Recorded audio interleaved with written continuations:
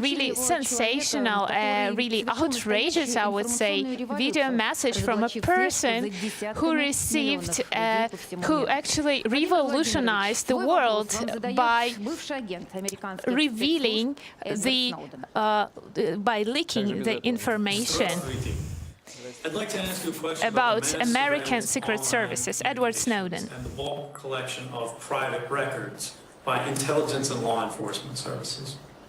Recently in the United States, 2 independent White House investigations, as well as a federal court, all concluded that these programs are ineffective in stopping terrorism.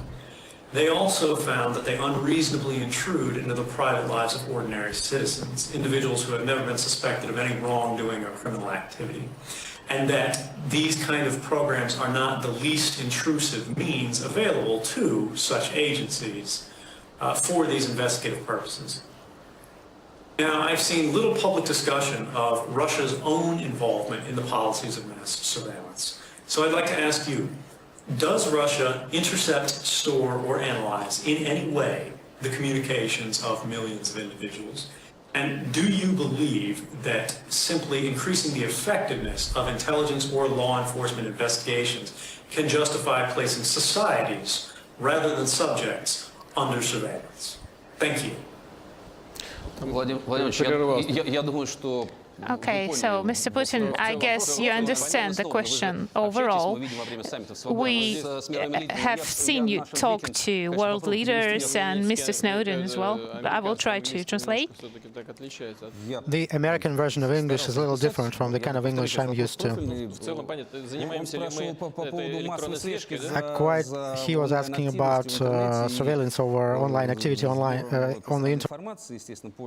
So, yeah, he was interested whether Russia collects any kind of personal information of the users, and the US judiciary has said that this method of wiretapping is not effective, efficient enough to fight terrorism. And he also said something about intervention into privacy.